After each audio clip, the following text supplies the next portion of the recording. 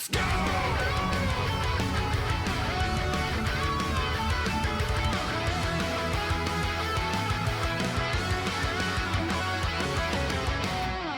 Something that I've really wanted to talk about, that over the past couple of days involving an individual that's been around the community for a really long time has sort of like surfaced. It's something that I think needs to be addressed and talked about. Normally, this is not something I would make a video or talk about, but I think it's really, really important that we talk about this because, you know, it's everywhere. Like, everybody's talking about it. The biggest news of the week is that Harada-san is not super into Soulcalibur. Why aren't you supporting Soulcalibur? What the hell's going on? What's the story? Why is this happening? And, you know, as people that were loyal to Soulcalibur, what's going on? What happened to Project Soul? All this information and news. This is easily the biggest, craziest news of the week that we have to discuss and talk about. I can't wait to do so. Here we are. So yes, Harada asked directly about Soulcalibur, Project Soul, its relation to Tekken, all of this stuff. This is the biggest drama of the week. Nothing is bigger. Harada had a couple of things to say, or a few things to say, or a lot of things to say, or he wrote his personal biography about this, apparently. He wrote an entire personal biography. A lot of you guys might be asking, why is Harada talking about Soulcalibur? Some people would think, hey, if Soulcalibur had a champion like Harada did, you know, maybe this could have worked out. Harada has always been pretty tied to Soulcalibur from my perspective. As far as somebody on the outside that hasn't directly addressed him about the Soulcalibur series, all I gotta say is Harada and Project Soul are deeply intertwined, going all the way back to like the friggin' Dreamcast era with Soulcalibur 1 and stuff. This dude, in relation to the series, the Tekken series and the Soulcalibur series, are very intertwined. And the Tekken and the Soulcalibur series have always been very interconnected over the many years. So, long story short, it just felt like Soulcalibur, as games got bigger and bigger, from the outsider's perspective, it felt like Soulcalibur just didn't have many champions anymore. And Soulcalibur 6 eventually did have one, which was indeed the Tekken 7 director. He took a big risk that Soulcalibur could be brought back in some way with Soulcalibur 6, and it worked. Soulcalibur 6 did do eventually well, but it didn't do good enough. That was Okubo-san, who later went to go work for other games like Grand Blue Fantasy Versus, which is, you know, makes sense considering 2B also showed up in that too. This is a very large piece of information from Harada, directly telling us how the industry works. Once again, we got this before with like guest characters in Tekken 7. So to me, this is invaluable information, dude. What he's sharing here about this game dev stuff is effectively things that we have just been guesstimating since the early 2000s of just how these decisions get made, why they're being made, who's doing what, yada, yada, yada. All right, so since it's lunchtime, let's talk a little bit about the differences between Project Soul and the Tekken project. Before we get to that subject, you mentioned game mechanics as a prime example of how to talk about the survival of a game.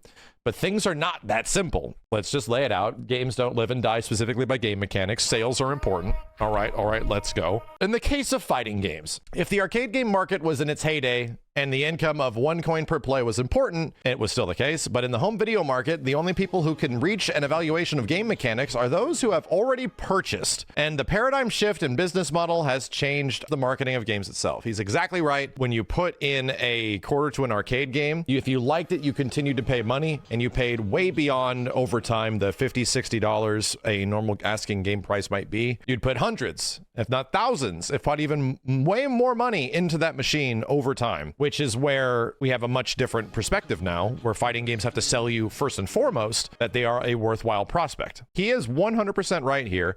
Games like Tekken Revolution rode a very thin line of acceptability of whether or not there's a tolerance for this kind of play style anymore. And it's clear that, well, maybe the whole like pay to play situation doesn't work out so good in a modern digital era. The paradigm shift in the business model of games changed marketing itself. In other words, the word marketing has changed to a world where the question is how to create a situation where people want to buy a game before they even play it. And they do buy it, and how to increase the pre-release evaluation of the number of initial sales. Case in point, arcade games and their popularity was based on the fact that they were unacquirable, that they were this unique experience experience in the arcade, hey, if you want to experience this at home now, this fighting game or whatnot, now you're gonna have to pay the premium. You already know that this game is good. Now if you want to have more fun with it and you want to enjoy it on your own time without having to spend more money, oh yeah, you can now buy Soulcalibur on Dreamcast, and it can be even better than the arcade. All that kind of stuff, you know? Let's move forward. He's definitely right here. In talking about the historical video game franchises, the shift in marketing and branding due to the paradigm shift in the business model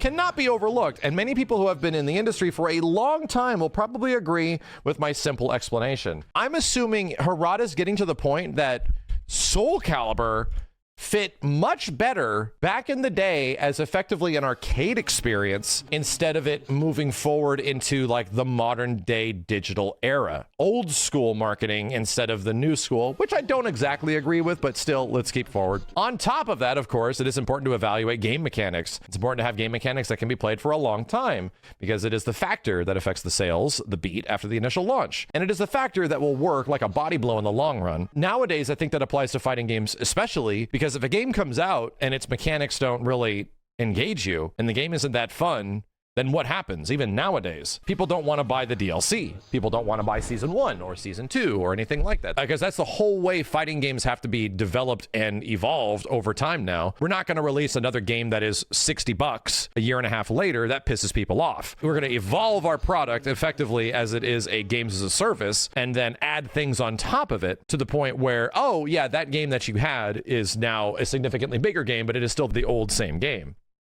This is not that much different than the old school way of doing things where you could have a game in the arcade and just hope that people would experience it and then tell other people to experience it and want to go put more money into it over time. It's really not that different. The change here is that you're buying the game first and in the arcades you're paying to play the game each time. But still, it's a long-term investment. I'm going to come back and keep putting money into this. Nowadays, I'm going to come back and keep putting money into costumes or, you know, recent game updates or things like DLC characters and stuff like that. So it is too naive and innocent of a point of view to leave everything to game mechanics when talking about the survival of a game franchise. Where are those arcade titles that we were still so crazy about? Where did the fighting game franchise with those great mechanics go? Why did that fighting game with those good mechanics disappear? There are so many titles that have disappeared that didn't sell despite their highly regarded game mechanics that are literally dying. People around 45 to 55 years old today should remember how many fighting games there were in the 90s. He's not wrong. Darkstalkers is the best example. If you want the greatest example of all this, it's Darkstalkers, 100%. But is there a lot of concrete evidence of companies being able to jump in and like, hey, let's put a bunch of money behind this and try to sell it? I would argue the same thing for Killer Instinct, but you might forget that Killer Instinct was one of the best-selling arcade games and one of the best-selling SNES games. So that had a foundation of, oh, we can make money off this, you know? And each of them had reasonably well-received game mechanics. More to the point, there must have been some titles you rated as having much better mechanics than Tekken. There are several reasons, and it goes way beyond just gameplay stuff. Or else Virtua Fighter would be the pinnacle of the fighting game genre right now. The fact that a series with no good game mechanics has disappeared may be on one hand, but it should not be the only reason. While it is true that games with better mechanics will be loved and survive longer, you are not so naive to believe that just game mechanics will make it survive, and you understand that the world is not that simple. Especially in this day and age when there are so many choices of games, marketing is becoming more and more important as it is the key to sales. And who got this more than anybody? Sakurai. Sakurai got this more than anybody, because what did Sakurai spend almost the entirety of his Smash Brothers Ultimate budget on? He spent it on licensing, and he spent it on trailers. Trailers for marketing. Things that would blow up and get that onto the screens of everybody's computers and phones to look at this stuff. Sakurai got it. He's not wrong here. Granted, I think Harada has also learned a lot from Sakurai because these guys literally worked together on Smash Brothers. If Soulcalibur 2 had a director as loyal as Harada, would it have continued? This is hypothetical. It is not an industry theory, as it is also a theory of consequence. However, after observing the industry of 30 years, I can say that in the case of fighting games, there have been many instances in which a series has stagnated or ceased to exist when a key player in the franchise leaves or disappears. Not wrong.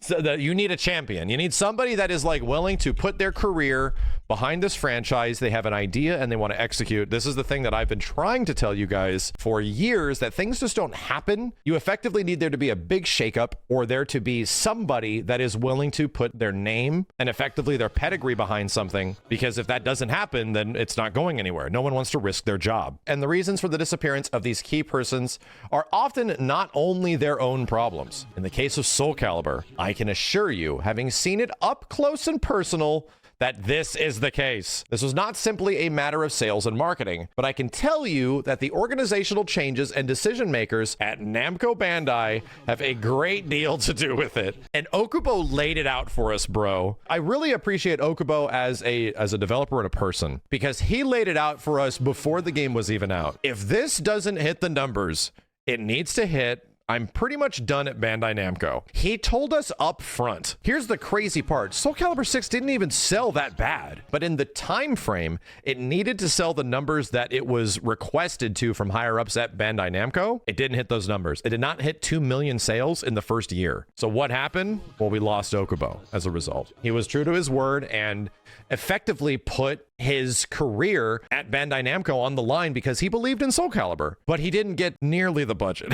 That game did not have the budget that it needed to make Soulcalibur 6 really appealing again. So I was one in support personnel for the planning and debugging of Soulcalibur's predecessor Soul Edge, and have since served as co-director for Soulcalibur 4, but I have basically been in the position of maintaining a certain distance from the Soulcalibur franchise. In the past, the Soulcalibur series has had strong leaders named Yotoriyama, who was also once the animation lead of Tekken. And above all, the team of engineers was more knowledgeable about fighting games than Tekken and had excellent programming skills. But the Tekken project had always been called a group of outlaw since the days of old Namco, and was a unique group and development department, but Project Soul was the elite group, a sophisticated development team. At the dawn of the Polygon era, Namco and Sega were leading the video game industry, and rivalries were intensifying. In that similar vein, the rivalry between Tekken and Project Soul was intensifying. This is also a thing that doesn't happen much anymore in a lot of game development, because games are now just too big. People are in completely different departments. There's not a lot of cross overlay and overlap between different developers working on the same things. They're too busy working on their own thing. Internal rivalry. Tekken Project and Soulcalibur Project. Internally, these guys are so close to each other. They are trying to one-up each other in terms of cool shit that their next game will do. That is not a different mentality. I've even heard some stories about stuff like that from FromSoft, where you get like the Sekiro team doing some crazy stuff, and then you get like the Elden Ring Souls team potentially like butting heads with each other, not really sharing things, but trying to one up each other. Those are actually very good things, to have creative people feel like they are being challenged creatively by other creative people. And when you're in large scale development, that can be a good thing. Competition is always a very good thing. It forces you to push shit forward. He was in the same design department as Yotoriyama of Project Soul. We had friction to the point where we fought daily. That was just the first 10 years, and we were very close after that. By the way, he quit B&E. And Tekken and Soulcalibur were always rivals within the company as well, more so than people can imagine. The two projects had different visions, different development policies, and very different ways of thinking about the brand. It is not that we hated each other. However, there were such rivals that it was not surprising to think so. Even though they were very different at the time, they had a clear vision for each other, which is good. They're not the same thing. They're never going to give Tekken 8-way run, because that was, outside of literally having giant weapons, the number one thing that differentiated Tekken from Soulcalibur was free running. And that was something that Tekken has never been super comfortable delving itself into. Soulcalibur lead said, "There is no point in putting the needs of Tekken into Soulcalibur." And I can agree with him. This is cool. However, your policies clash with each other and debate over whether it was a good thing, a fighting game of the same company, to have lever guards or button guards, for example. Lever guards, they mean back to block in Tekken. Button guard, G to guard in Soulcalibur. Yes, like similar to Virtua Fighter, it's a button guard. You know, there's actually a block button. For example, discussion of it is good that they are products of the same company, yet different there. I will tell you another time how Itagaki, who was at Tecmo at the time, adopted a hybrid lever button guard system for DOA, and how he called me into his office and proudly presented it to me. By the way, he and I had attended the same university. There's a hilarious quote from him back in the day of him being interviewed about Tekken games and stuff. And somebody asked him, because he loves Virtua Fighter. They both love Virtua Fighter, don't get me wrong. But Itagaki-san was asked, "Hey, what are your 3 most hated games of all time?" He said Tekken 1, Tekken 2, and Tekken 3. This was right around when, like, you know, DOA 2 was coming out and shit. Whatever the case, Project Soul certainly had a leader and a staff within Soul and a clear vision. The enthusiasm of the game designers on site could have surpassed that of the Tekken team, and it was enough to make us feel impatient. If Project Soul had been able to maintain that structure, I sometimes wonder if things might have been a little different today. When the paradigm shift from the arcade market to the console market occurred, Soulcalibur's console version was outperforming Tekken in North America markets and had a high technical reputation. On the other hand, Tekken had grown to be an immovable object that earned overwhelming top income in the arcade market and in home use. It was a title that sold less than Soulcalibur in North America and was characterized by wide sales in many countries in all regions. Soulcalibur was always seen as having a promising future, even within Namco, or was considered to be capable of expanding beyond the realm of a fighting game in a rather global perspective. Even I, at the time, had a certain appreciation for the hypothetical possibilities. However, as you all know, as the industry expanded, it became larger and larger and companies merged with each other. Bandai Namco is no exception and has changed for better or for worse. As you know, Japanese game companies and the IT industry do not have the same organizational systems as those found on the West Coast. There are not many presidents or directors with engineering or game backgrounds, and most of them have sales backgrounds or are management professionals that come from banks. In other words, people with excellent organizational skills have become decision makers of video games. This is not a snide remark, but in fact, one thing is for sure, they are not familiar with game development, game branding, or the game community. This is very telling, coming from Harada, who is a higher up. He is breaking it down that a lot of people that are making decisions past all these giant mergers are not people that have any idea of what makes fighting games appealing or interesting. And we have seen that sort of kind of aggressive corporate influence on several fighting games in the past 10 years, where it seems fairly obvious that, can you guys chill and just let the people that like this shit rock? Is that okay? For example, on the West Coast of the US, each position has its own board of directors. But this is not a practice in Japan. As a result, what happens in a case of a major game company that the management and operation of game companies is focused on organization and human capital and capital available resources? Within this framework, game developers will do their best. But what will be the career roadmap for game developers? The career path of a game developer focuses on organizational management and human capital results in becoming a manager of an organization. Yeah, so it's a lot different now. Like, you could be like a lower end developer at most of these older game companies that were not run by suits, that were not run by people that have no idea how this stuff works. Even in the old days, the heads of Namco and stuff were people that made Pac-Man and shit. A lot of the people that did that had roots in like arcade games back to the 70s and 80s and 90s and stuff, and then just eventually made their way up. Nowadays, that's not the case. You just get these dudes that get dropped in because they suddenly are just a part of the corporate structure, and they're making calls on games and stuff. This is a phrase that many of the leaders of each part of Ace Combat Project, both we at Tekken and Project Soul, have actually been asked. How long are you going to be in this field? When are you going to become a manager? And when will you be the manager of this organization?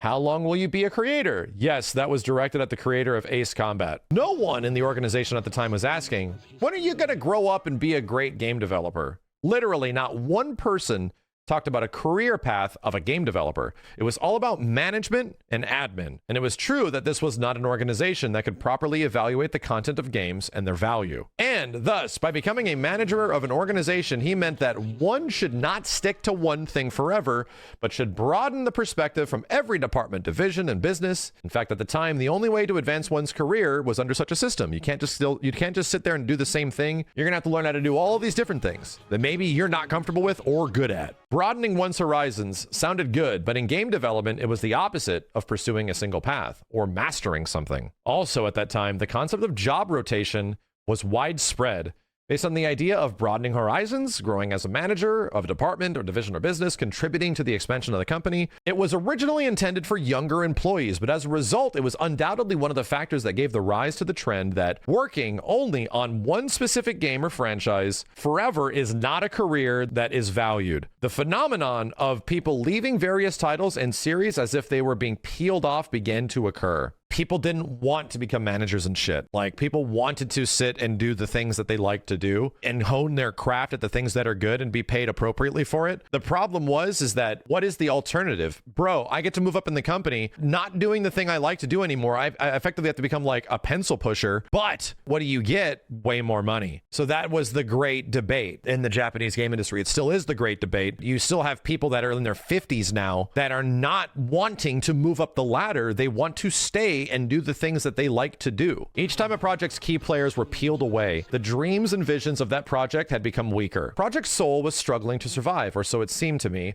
especially among its younger members. However, it seemed that it was difficult for them to maintain their vision. Organization structure, now that they are no longer in the Game Dev Center world of the past, but rather a game development team that is just one of the business group of companies. At the same time, of course, this was happening to me in the same situation. First, the company was being split into a development company and a publishing company, and I became one of the publishing company members, but also a head of the new Department of Global Business Development, which had nothing to do with game dev. None of my subordinates were in development. They were all marketing staff. This meant that from a company organizational point of view, I was out of the Tekken project, both in terms of company itself, its divisions and departments, and its budget. This was not my idea, of course, but was decided by the management at the time, according to the company policy I mentioned earlier. And while this might put me on a career path, I had something else in mind entirely. Harada straight admitting that he was directly pushed into a higher position because of like better pay and peer pressure from management, because they needed his help in other areas because of his expertise, but he wasn't a Tekken dev anymore. I made the decision to lead the Tekken project despite the fact that I was in a different company, a different department, a different division, and had no budget authority. I practically manipulated the creative and budget planning. Why? I knew that from the soil and currents of such a large organization just happen from things that are happening due to delusions caused by the group, and a head appointed solely for their career advancement with no love for the game or title or vision cannot be good for the survival of that series or the community. He took on the work because he knew that if he didn't try to continue to champion Tekken, despite having so much new responsibilities at the company, Tekken would lose its way the exact same way that Soulcalibur did. And we, the Tekken project, always said the rights to the title belong to the company, but the fans and the community can only rely on the team that has the will to make a game. So from the very beginning, I decided to completely break the rule of tact and understanding in a company. So I decided to continue and play the role of Tekken project leader, which is not directly related to my original duties, and proceeded with the development of an independent team, with independent decision-making as a team beyond the boundaries or of the company or organization. With the team members who became a separate company, this move was very much disliked by the publisher department heads and must have been very uncomfortable with it. Yes, he hated me very much. Yes, as mentioned above, the Tekken project were called a group of outlaws, bellicists, so we were surviving as the only group with independent decision-making in the great tide of group companies, of Bandai Namco, now recognized an official organization. This guy managed to turn the Tekken project into literally a splinter cell of Bandai Namco to not be manipulated by the corporate agenda. That is crazy, dude. That is such a crazy turn in this entire story that it's fucking wild. If there's one major difference between Project Soul and the other companies, this is the one. Oh shit. Project Soul remained in the generic, well, not the generic, remained in the tried and true corporate structure that was Bandai Namco, with the big talking heads that have no experience in the industry, was being manipulated and crafted as a result of that. And we literally felt it as fans, dude, especially in Soulcalibur 5, where it's like the choice to drop a whole bunch of main characters and stuff for new fresh faces sounds exactly like some dumbass corporate bullshit that, you know, something else possibly had some good net result in some other thing, and then all of a sudden, no, everybody fucking hates that. What are you doing, dude? There are many titles that have disappeared in the course of these past transitions. There are no obvious villains in that history. They are all being chipped away in the course of a larger trend. I think that me and the Tekken project were evil in the eyes of the group companies. In Tekken, Heihachi and Kazuya say, "A fight is about who's left standing, nothing else." And this line used to be my motto. I kept in mind that throughout our rivalry with Soulcalibur, and even when the market for 3D fighting games was becoming increasingly competitive, I told my team, no matter how you do it, the last one standing wins. And this motto remained unchanged even in the midst of major trends that occurred when group companies, I understand that there were some board members who were not happy about it and received quite a few complaints. This shit is so good. Okay, we're almost at the end. So we were never obedient, but always a wicked group with a strong will. I've realized through these experiences that unfortunately I probably have had bad personality. People didn't really look at him fondly, is what he's trying to say. I think this was the only difference between the Tekken project and Project Soul. I think the fact that the number of members who had the drive to keep the title alive, even if they had to jump through all kinds of pressure and hoops, decreased as the project organization changed. And that is one of the aspects that weakened ruined Project Soul little by little. I'm not saying that is all of it, but it was a big factor. Happened due to organizational policy, not individual problems. But from my point of view, I don't think the fire of Project Soul has been extinguished. There are still a few people in the company who have the will to do it. I would like to believe that they are just not united now. Damn, Harada, thank you. Oh my God, thank you. Long story short, Soulcalibur still, as we understand it, it is the same. Soulcalibur needed somebody like Okubo. Okubo was trusted with Project Soul, even though it was not a part of the Tekken project doing their own thing. Had to go back to Bandai Namco proper, but he didn't have to deal with that in Tekken 7 and had to fight tooth and nail probably for things to exist in Soulcalibur 6. Arguably, one of the defining reasons why Soulcalibur 6 had a very meager budget. Soulcalibur 6 still to this day has the smallest Soulcalibur roster at launch of any Soulcalibur game, and also visually still looked close to Soulcalibur 4. It is crazy, man. If you go back and you look at the size of the roster, even in Soulcalibur 1, it is insane. So unfortunately, Okubo left, and the dreams of a new Project Soul game coming back in some way are gone, at least as of the time Soulcalibur 6 was a thing. All I'm gotta say is I have, just to add to this, I've spoken to Harada about this situation. Based on the way this information is presented, I think he would be comfortable with me saying this because he's also said something similar to, I think, Kayane, who's probably the first person on here, probably the next biggest Soulcalibur champion of all of them. I talked to Harada about this before the first time I played Tekken 8, and it was, that's about, Jesus, almost 2 years ago. And I specifically asked him about Soulcalibur. So what happened? Like, did it lose its champion? That kind of stuff, right? And everything sort of lined up with what we thought. That yes, that was the case. And if we wanted another Soulcalibur, you'd have to wait another 10 years. That there would just have to be enough movement and shift and enough people at Bandai Namco to get back together again, to scrounge together resources and to have enough tenure at the company to do something about it. And I believe he also told Kayane this as well, that you need to wait like another decade. I owe Harada a drink for this shit. I literally do. I love this. I love that he broke it down for us, man. This is so cool.